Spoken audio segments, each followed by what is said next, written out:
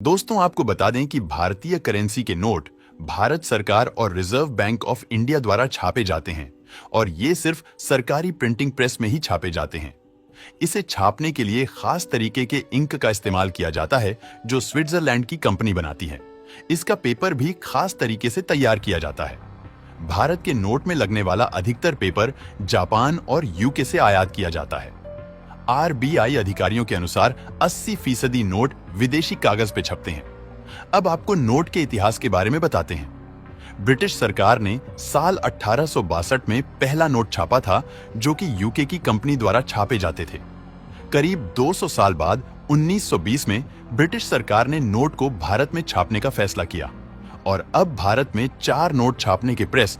अब सवाल आता है कि आखिर कौन सा नोट कितने रुपए में छपता है। आपको बता दें, दोस्तों के 500 के नोट पर 2 रुपीस 65 पैसे खर्च होते हैं। 200 के नोट पे 2 रुपीस 48 पैसे खर्च होते हैं।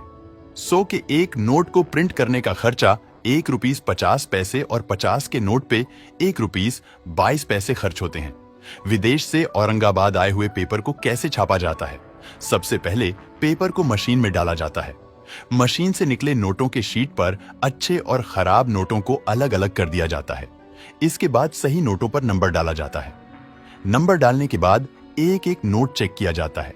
जब नोट खराब हो जाते हैं तो उन्हें बैंक में जमा कर दिया जाता है। जी बैंक इन नोटों को मुख्य कार्यालय में भिजवा देते हैं।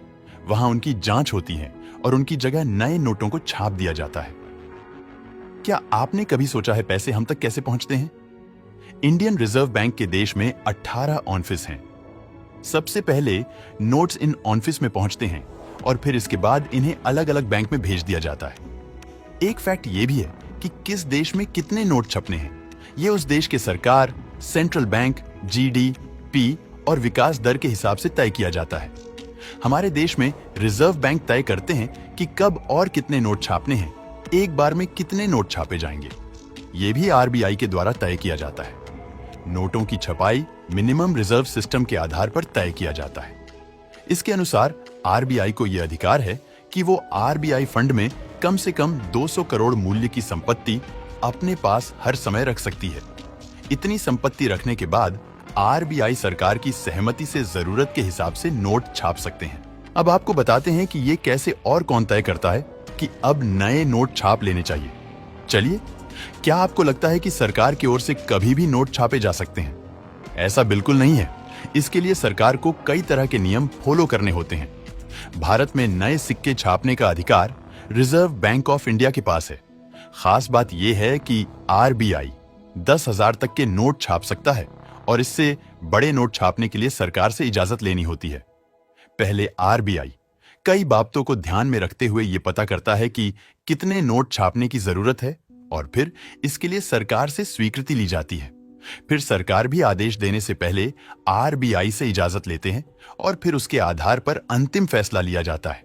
वैसे आखिरी फैसला सरकार का ही होता है। ऐसा नहीं है कि जब भी देश में गरीबी को मिटाना हो तो नए नोट छाप दो, और चाहे जब नए नोट छाप दिए जाए।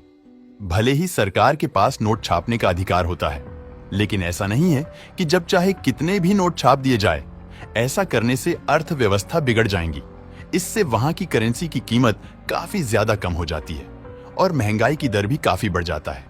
आपको पता चल गया होगा कि आखिर नोट कैसे छापे जाते हैं और आखिर हम क्यों ज्यादा नोट नहीं छाप सकते।